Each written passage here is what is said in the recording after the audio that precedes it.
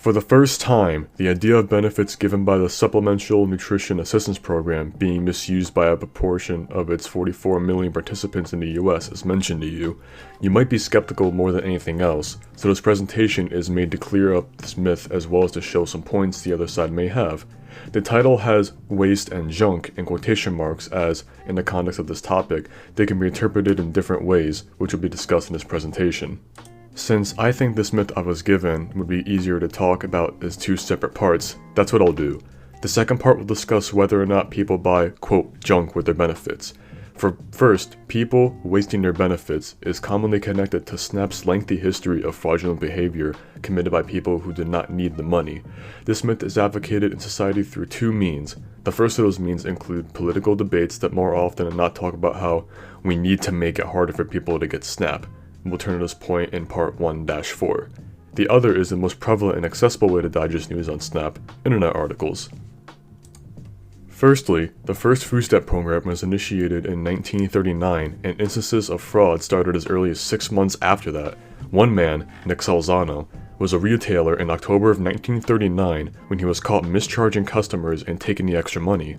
A more recent instance of SNAP fraud was reported in 2019 when owners of a Jamaican meat market in Paterson, New Jersey would charge their customers much more than what the owners paid for the meat. They would end up pocketing more than $4.5 million through their fraudulent schemes from 2014 to 2018. An expanded history of SNAP fraud is included in the works cited slide of this presentation. A major point critics against SNAP make involves the people who use the system to get benefits they aren't eligible for personal gain, that this cheats American taxpayers, and that we must tighten the requirements to be a SNAP participant.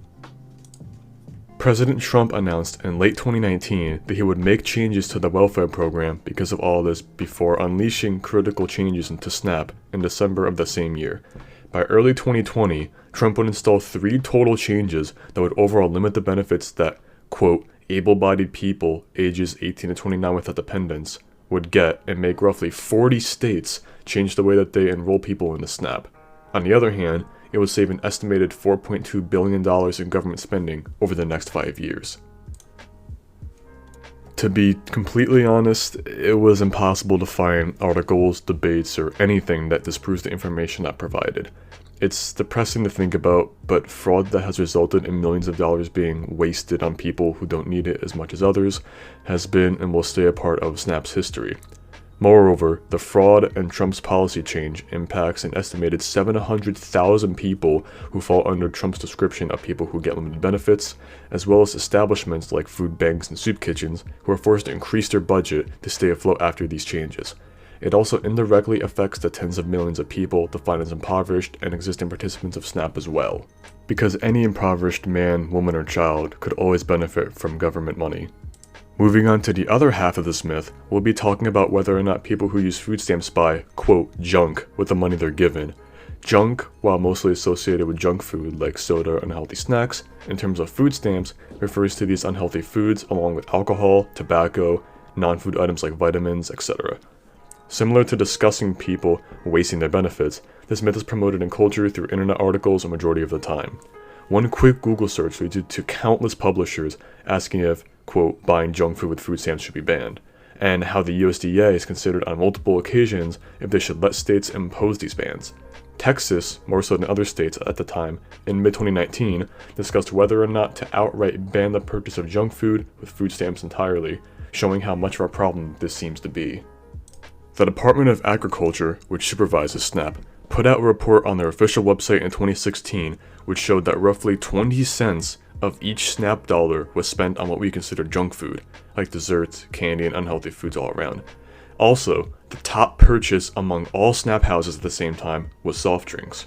But the news that shocked me the most was the fact that these industries of these junk foods spent a lot of money to have the USDA not consider banning foods, like, again, soft drinks and salty snacks.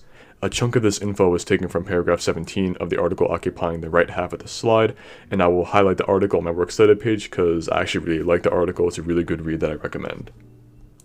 Once again, I couldn't find articles that disprove what previous sources have stated, especially with the statistics given by the USDA, though I did find many articles that talk about two things: Many believe that if we were to increase the money we give to SNAP households per person by roughly $20 to $30 a month, we would see massive increases in healthy diets held by participants.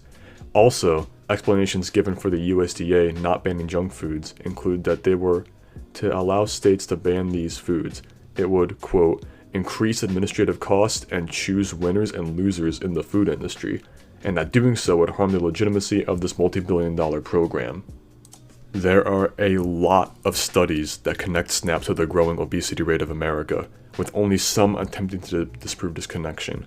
Once again, a simple Google search will lead you to a bunch of official studies and sources that show low-income children not meeting the minimum requirements for a regular diet, for example, but also an increase in the consumption of vitamins like iron and calcium. A credible website that is filled with information on SNAP and WIC has a major study that showed that non-elderly women in SNAP had a higher chance of becoming obese, but that same study showed overall no trends with obesity between SNAP and non-SNAP participants. It was really interesting to see such an important topic be shown with both sides having loads of compelling evidence. It's honestly impossible to finish a presentation without saying in conclusion, but in conclusion, I hope I touched on all of the desired points for covering this myth. I was happy to have split my myth into two parts because, on face value, they seem like they are in the same thing and you can interpret them in that way. But researching the illegal activity involving SNAP, its drama in politics, the effect it may have on a huge problem in America, and the intricacies and specifics of a multi-billion-dollar welfare program was great to inform myself on, and I hope I did the same for you. Thank you so much.